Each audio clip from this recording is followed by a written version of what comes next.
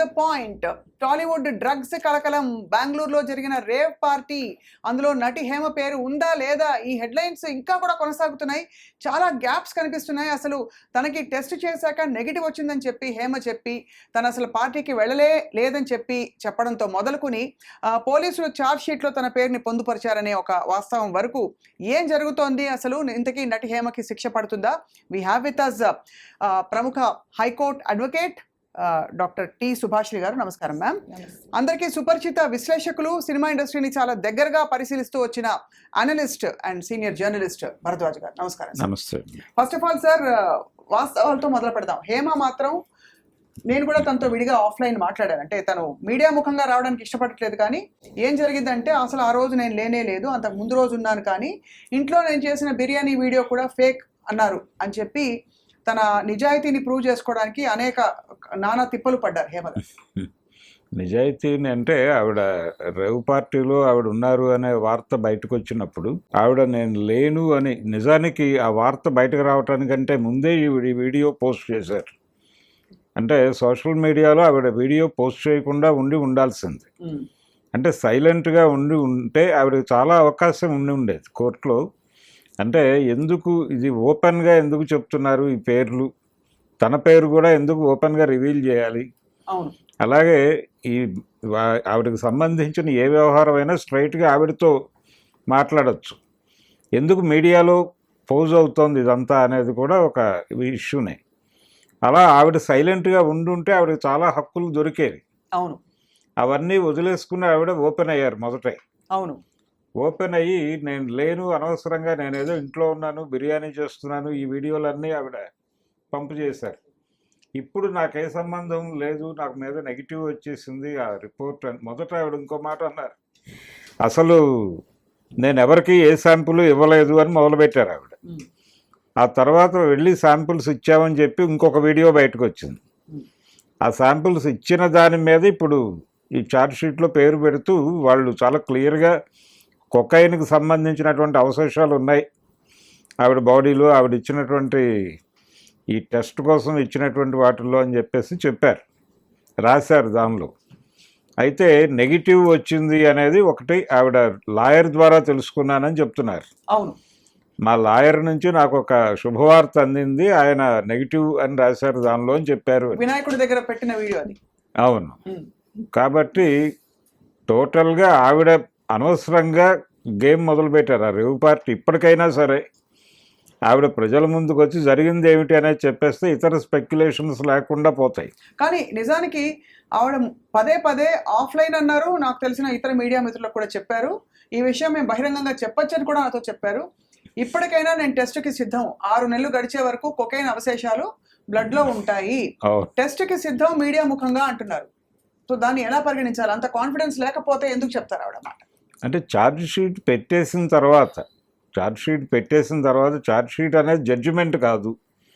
ఆవిడ ఇప్పటికీ కంటెస్ట్ చేసే హక్కు ఉంది, ఆవిడకి కంటెస్ట్ చేయొచ్చు. డెఫినెట్గా ఆవిడ ఈ ఛార్జ్ షీట్లో పెట్టినటువంటి ఎలిగేషన్స్ మీద కూడా కోర్టుతో దెబ్బలాడచ్చు ఆవిడ. అవును. దెబ్బలాడి తన నిర్దోషిత్వాన్ని ప్రూవ్ చేసుకుని ఆవిడ ఏదైతే ఛాలెంజ్ చేస్తోందో, ఇప్పుడు మీరు అన్నట్టు ఇప్పటికీ టెస్టులకు సిద్ధమే నేను అని ఆవిడ చెప్పిన ప్రకటన, అది కోర్టులో ప్రూవ్ చేసుకుని ఈ ఛార్జ్ షీట్ తప్పు అని చెప్పి ఆవిడ పోలీసుల మీద కౌంటర్ కేసు పెట్టేటువంటి అధికారం కూడా సంపాదించవచ్చు ఆవిడ. రైట్. మీ అనుమతితో ఒక్కసారి నేను హేమ గారికి ఫోన్ చేస్తున్నాను, ఆవిడ అనుమతిస్తేనే ఈ ఫోన్ని నేను బహిరంగంగా చెప్తాను. హేమ గారు నమస్తే అండి. సరే హేమ గారు, thank you bye. So basically Hema గారు ప్రస్తుతం అంటే ఫోన్లో వాళ్ళ లాయర్ సూచన మేరకు వారు బహిరంగంగా మాట్లాడదలుచుకోలేదు, కానీ మీరు చాలా వ్యాలిడ్ పాయింట్ చెప్పారు భరద్వాజ్ గారు. షీ స్టిల్ కెన్ కంటెస్ట్ చేయొచ్చండి ఆవిడ, కంటెస్ట్ చేయొచ్చు. సో మేడం గారు, ఎలాగో ఒక లాయర్ గా మీరు చెప్పండి సుభాషిణి గారు. పోలీసులు అంటే ఒక జోష్లో కొన్ని ఆరోపణలు చేసేసారు, ఆ తర్వాత నేను నిర్దోషిని, యాక్చువల్లీ టెస్ట్ కూడా నెగిటివ్ వచ్చింది, మా లాయర్ నాకు చెప్పారు ఈ విషయం అని చెప్పి నేను హేమ గారే వీడియో పెట్టారు. అంటే ఎక్కడో టెస్ట్ రిపోర్ట్లో డిస్క్రిపెన్సీ జరిగిందని, ఈవిడ నెగిటివ్ రిపోర్ట్ ఉంది అని చెప్పి ఆ కాపీ. అయితే బేసికల్గా ఆమె ఫస్ట్ వీడియో రిలీజింగ్ అప్పుడు పట్టుకున్న రేవ్ పార్టీ స్టార్టింగ్లో ఫస్ట్ వీడియో రిలీజ్ చేయడమే తప్పదు.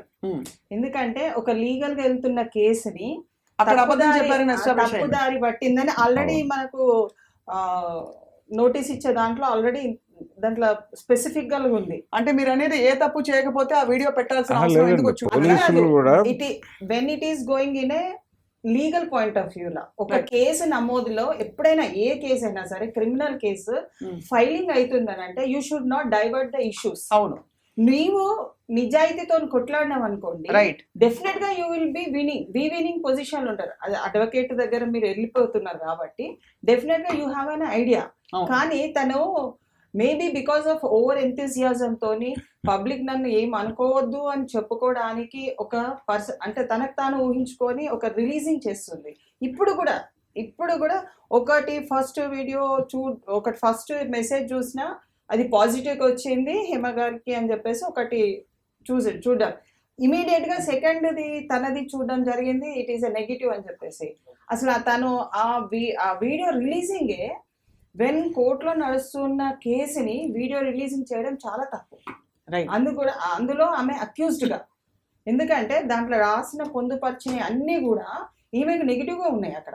అవును, ఆమె గెలవడము అన్నది తర్వాత విషయము. ప్రజలల్లా ఆమెకున్న ఒక సినిమాకి సంబంధించిన రెప్యుటేషన్ ని ఖరాబ్ అయిపోతుందన్న భయంతో ఆమె చేస్తున్నట్టు కనపడుతుంది. అంటే ఖచ్చితంగా అది ఉంటుంది కదండి, ఎవరికైనా ఉంటుంది, సినిమా వాళ్ళకే కాదు. ఇప్పుడు ఇంట్రాగేషన్ కి ఎవరైనా తీసుకెళ్తే కూడా వాళ్ళు దోషులు అనే లెవెల్లో మీడియా ట్రయల్ జరిగిపోతుంది. సినిమా ఇండస్ట్రీలో ఇప్పుడు ఆ రోజు ఎవరెవరు పట్టుబడ్డారో ఎవరు ఒక్కళ్ళ గురించి కూడా మాట్లాడరు, హేమ గారి గురించి మాట్లాడతారండి అందరూ. కారణం ఏంటి చెప్పండి? అంటే ఆవిడ ఒక్కరే కూర్చుని అక్కడ ప్రత్యేకంగా డ్రగ్స్ చేయడానికి అక్కడ దాకా వెళ్ళారని అనుకోవాలా, లేకపోతే ఏంటి? 9 మంది నిర్వాహకులు ఉన్నారు, 88 మంది దోషులు ఉన్నారు. తను రిలీజ్ చేసిన video it is making other people to speak on it. Why is that so surprising అంటున్నారు? Because anybody in their defense or anybody in their ఒక యాంగ్జైటీకి లోన్ అయ్యే వాళ్ళు పేరు ఖరాబ్ అవుతున్న అందరికీ ఉంటుందండి, అది ఉంటది. అది కానీ తను ముందు నుంచి ఉన్నాను, నేను అక్కడ ఒక రోజు ముందు నుంచే ఉన్నాను అని చెప్పుకునే విధానంలో కానివ్వండి, అంటే మామూలుగానైతే ఒక క్రిమినల్ కేసెస్ ఫైల్ అవుతున్న క్రమంలో అలాంటి స్టేట్మెంట్స్ ఇవ్వరు. అయితే సినిమాలో ఆమె పనిచేస్తుంది కాబట్టి ఆమె రెప్యుటేషన్ ఎక్కువ స్థాయిలో దెబ్బతింటది అనే ఉద్దేశంతో కొన్ని డైలాగ్ డెలివరేషన్స్ ఆటోమేటిక్ గా సినిమా ఫీల్డ్ అది ఉంటాయి, ఆ డైలాగ్ డెలివరేషన్స్ ఆటోమేటిక్ గా దానికి రిఫ్లెక్ట్ అయిపోయినాయి. సో దాన్ని ఆమె బ్యాక్ చేయలేదు ఇప్పుడు, ఎందుకంటే ఆల్రెడీ దాంట్లో నోటెడ్ ఉంది, because she has given a wrong name at the time of taking the samples. ఏమే ఇచ్చింది అనేది అక్కడ నోటిఫై చేసేందు, అది చాలా అంటే మనకు డేంజర్. కానీ రిపోర్ట్ లో తనకి నెగిటివే ఉంది, అందుకే నేను అంత కాన్ఫిడెంట్ గా చెప్తున్నాను, ఇప్పటికైనా మీరు రండి నా బ్లడ్ టెస్ట్ తీసుకోండి అని చెప్తున్నారు హేమ గారు. సో దీనికి ఏంటి పరిష్కారం? ఒకటండి, వాళ్ళు ఎఫ్ఐఆర్ కాపీ కావచ్చు, లేదు ఛార్జ్ షీట్ లో కొన్ని భాగాలు బయటకి వచ్చినటువంటి భాగాల్లో వాళ్ళు ప్రధానంగా అక్యూజ్ చేసింది ఇవన్నీ కేసు డైవర్ట్ చేయడానికి ప్రయత్నం చేశారు అనేది ప్రధానంగా మాట్లాడారు. అవును, అది ఇబ్బందికరం, రైట్, అక్కడ మొదలైంది. రెండోది వీడి మీద పెట్టినటువంటి సెక్షన్స్లో నార్కోటిక్స్కి సంబంధించిన దానిలో 27B అనేది పెట్టారు, అంటే కన్జ్యూమ్ చేసినప్పుడు పెట్టేటువంటి సెక్షన్స్ అవి. అంటే పర్సనల్ గా తీసుకుంటున్నారు అనేది వాళ్ళకి ఈ సెక్షన్ 27 and 27B. అది కొంచెం ఇబ్బందికరం. అవి ఉన్నాయి కాబట్టి కొకైన్ తీసుకున్నారు అనే మాట కూడా ఛార్జ్ షీట్ లో ఉంది అనేది బయటకు వచ్చింది. అది ఎలా బయటకు వస్తుంది? ఎవరు రిలీజ్ చేశారు? అక్కడ నుంచి మీడియా ద్వారా బయటకు వచ్చిందేనండి, పోలీసులు లీక్ చేయడం, లేకపోతే అది వచ్చే అవకాశం లేదు. కానీ పోలీసులు ఈ దిక్కుమాల అలవాటు ఏంటి లీక్ చేయడం? ఒక ఇంపార్టెంట్ కేసు, ఇక్కడ హేమ గారు అవ్వచ్చు, రేపు ఇంకొక బడాబాబు అవ్వచ్చు, ఇంకెవరైనా. ఇప్పుడు బయటకు వచ్చిన ఛార్జ్ షీట్ అని చెబుతున్న దానిలో కూడా అక్యూజ్డ్ నెంబర్ 11 ఉంది. ఆ 11 అనే ఆ పేజెస్ వరకే మాత్రమే, ఈవిడ పేజెస్ వరకు మాత్రమే బయట. అది తప్పంటాను కదా సార్. నేనేమంటానంటే అందరినీ నిజంగానే దోషులు ఉంటే, లేదు పట్టుబడ్డ వాళ్ళంటూ ఉంటే అక్కడ 88 మంది మీద కేసు ఉంది అనేది ఒక మాట అండి. మిగతా 87 పేర్లు ఎక్కడ? మిగిలిన పేర్లు వాసు అనేటువంటి పేరు ఒకటి మాత్రమే వినిపిస్తోంది. అవును, తర్వాత హేమ గారి పేరు మాత్రమే వినిపిస్తోంది. ఇంకా 2-3 పేర్లు, అంటే ప్రధానంగా ఆయన బర్త్డే సందర్భంగా ఏర్పాటు చేసినటువంటి పార్టీ అది. ఒకటి ఇక్కడ ఏంటంటే అటెండింగ్ రేవ్ పార్టీ అన్నది, లేకుంటే ఒక పార్టీని ఎంజాయ్ చేయడం అన్నది తప్పు కాదు, కానీ ఇల్లీగల్ గా అంటే ఏదైతే మనకు NDPS యాక్ట్ ప్రకారము కన్జ్యూమ్ చెయ్యొద్దు అని చెప్పిన డ్రగ్స్ ని ఒక పార్టీలో వాడుతున్న క్రమం తప్పది.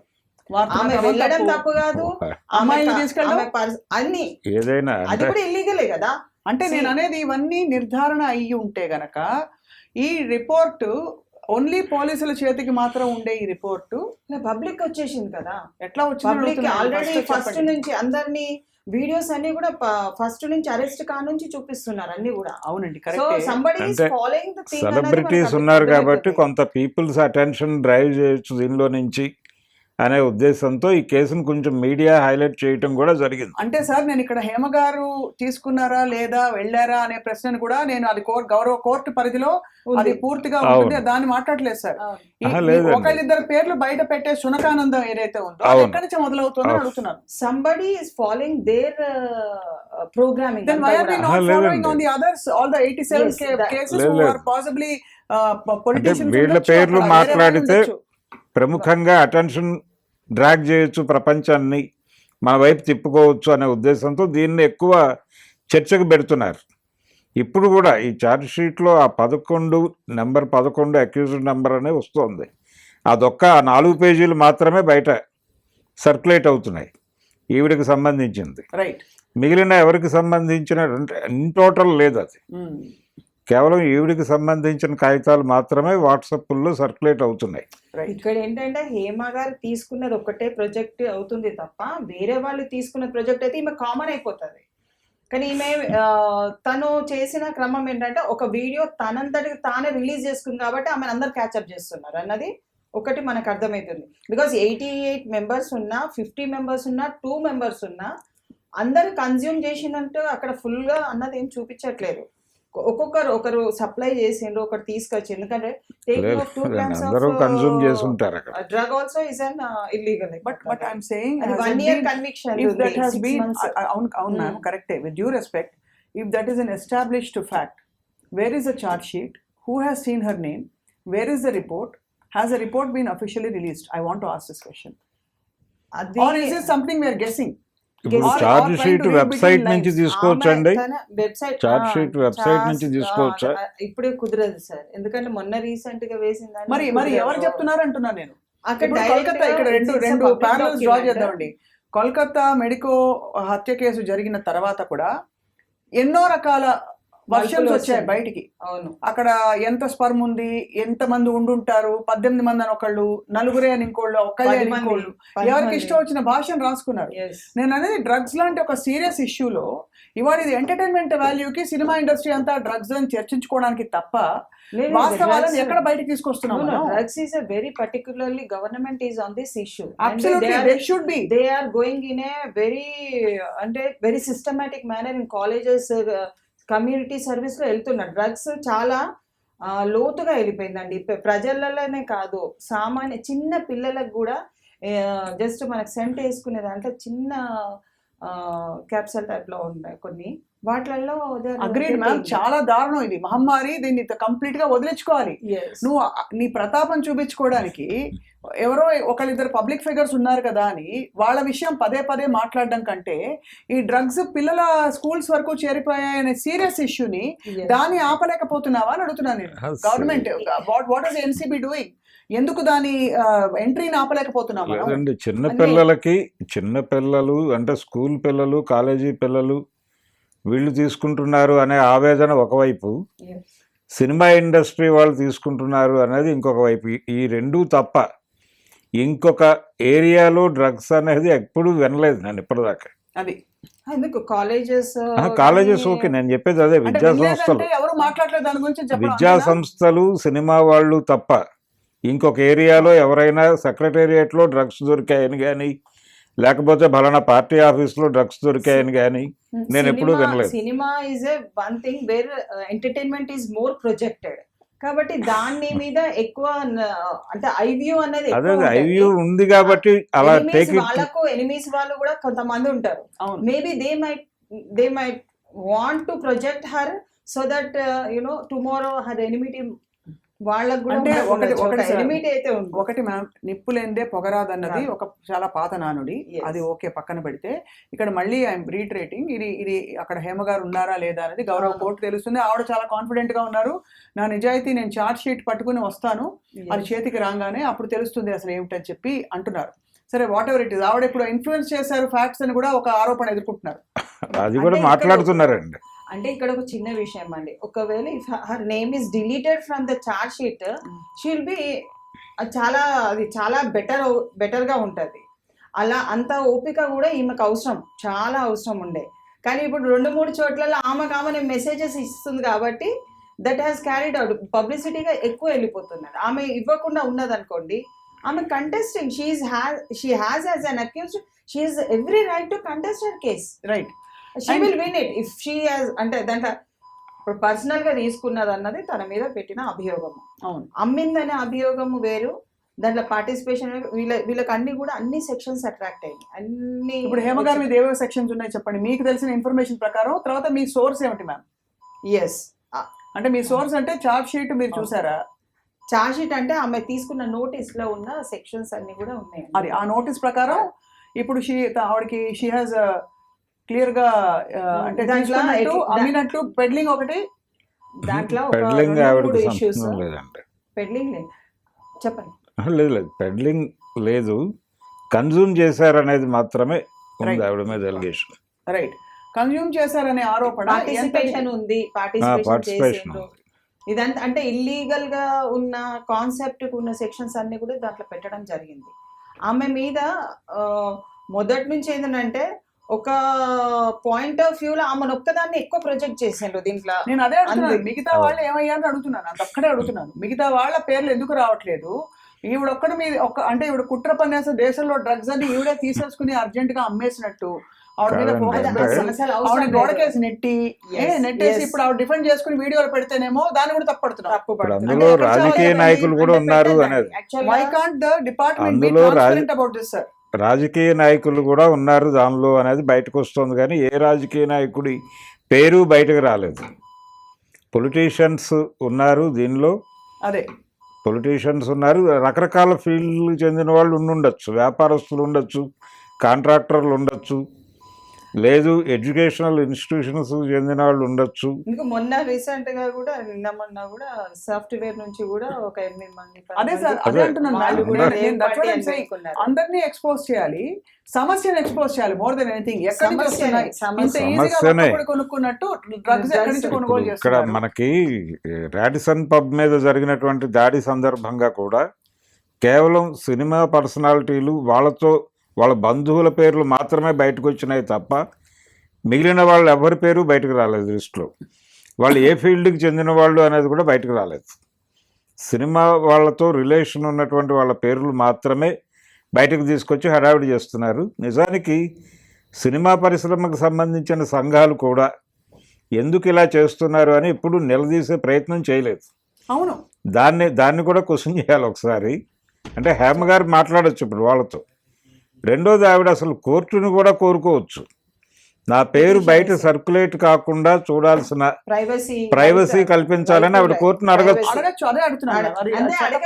తను మొదటి నుంచి కూడా షీఈస్ ట్రైంగ్ టు ఫైట్. నేను కాదు, నన్ను ఎందుకు ఇంత చేస్తున్నారు, నన్ను బలహీనతల కింద ట్రీట్ చేసి నన్ను మొత్తము కుదిపేస్తున్నారు నా జీవితాన్ని అని షీఈస్ ట్రైంగ్ టు ఆస్క్.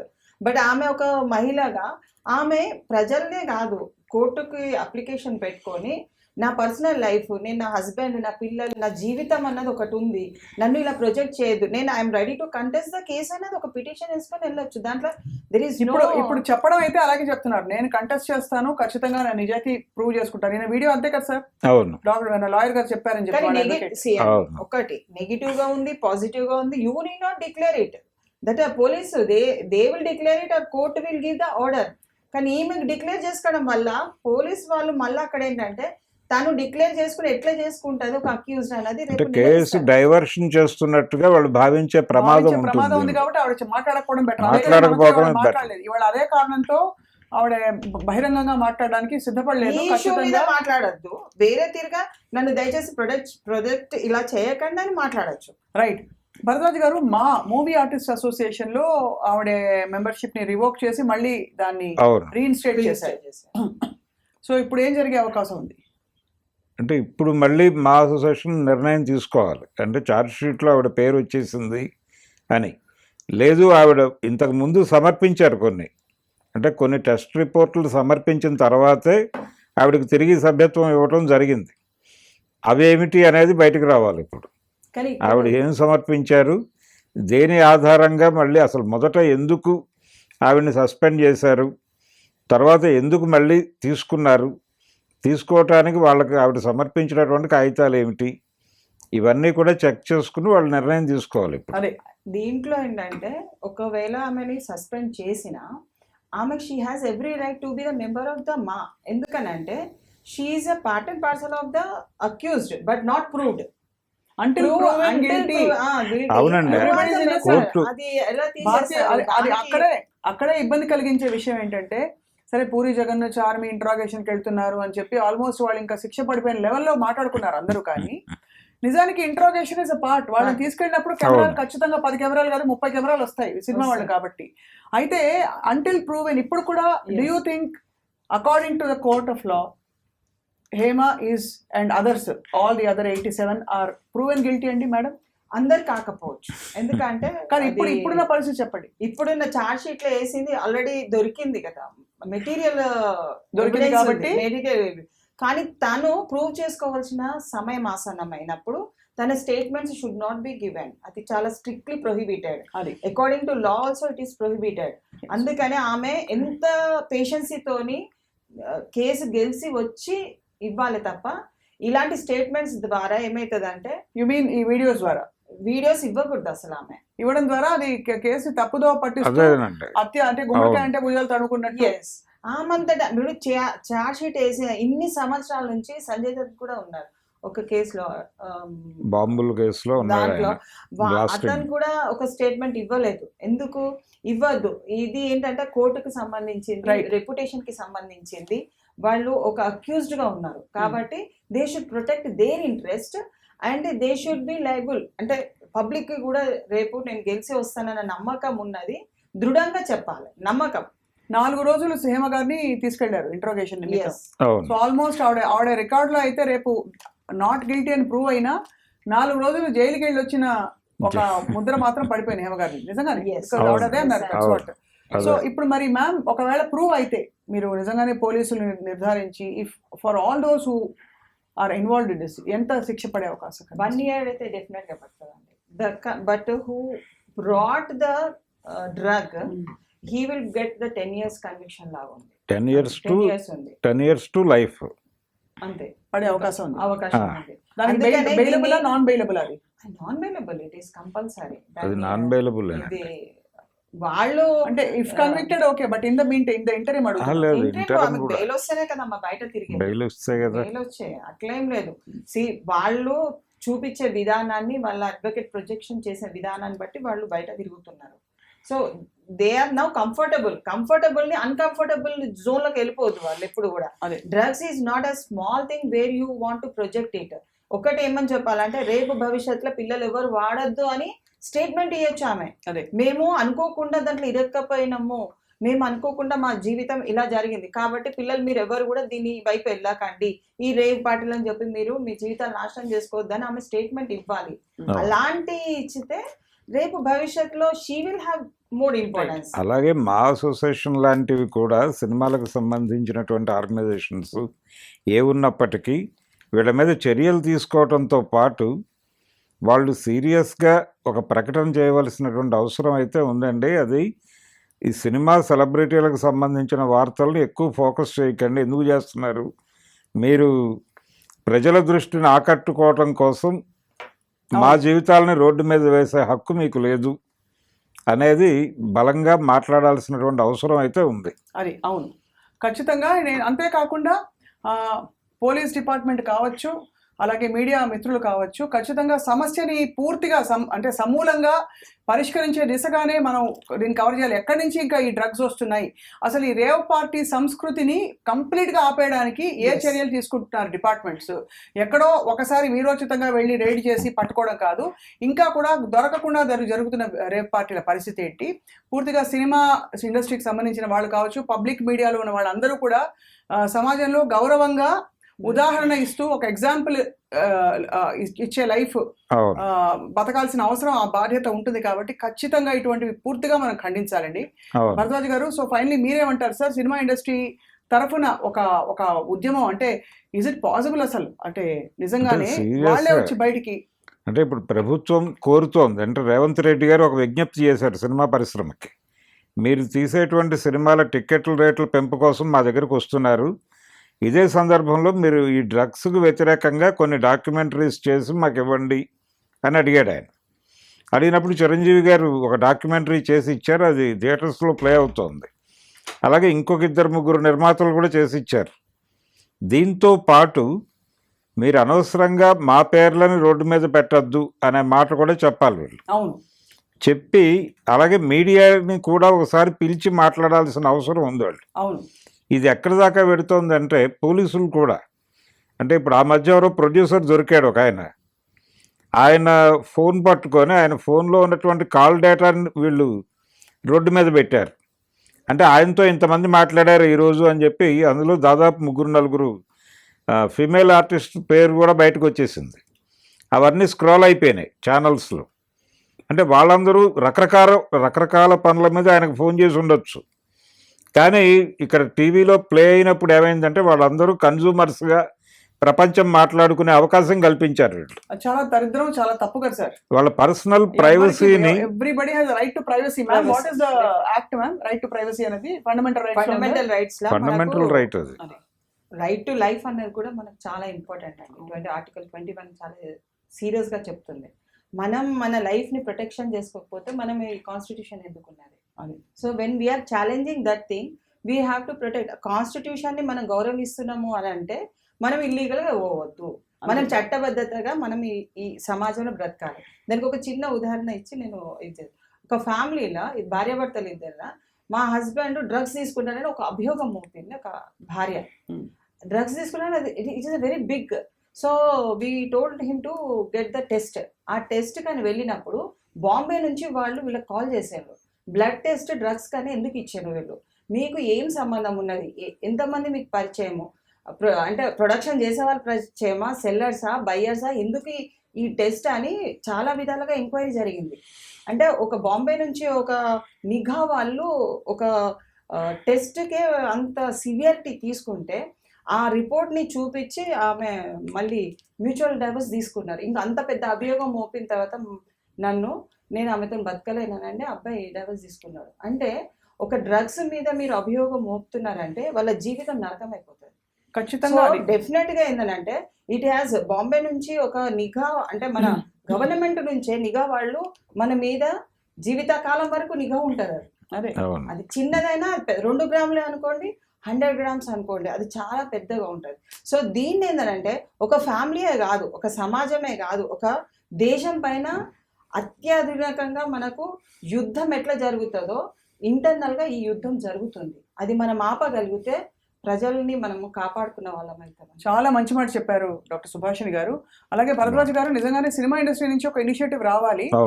ఒకటి ఏంటంటే వాళ్ళ ఫ్రెటర్నిటీని ప్రొటెక్ట్ చేయడమే కాకుండా ఈ సమస్యని కూడా మేము కూడా యాక్టివ్గా పోరాడతాం అనే ఒక మెసేజ్ వచ్చిన రోజు ఖచ్చితంగా ఊరికే పాక్షిక సమాచారం బయట పెట్టడం కానీ, ఒకళ్ళను ఇద్దరును అలాగేంటి సిలువేసి ఎక్కించడం కానీ ఇట్లాంటివి కాకుండా తప్పకుండా ఐ థింక్ ఈ సమస్య మూలం ఎక్కడుందో వెతికి దీన్ని పూర్తిగా కూకటి వేళ్ళతో తీసి పడేసే ఒక అవకాశం మనందరికీ వస్తుంది. Right sir, thank you Bharadwaj గారు, థ్యాంక్ యూ సుభాష్ గారు, నమస్కారం. And that is to the point today. Thank you all for watching.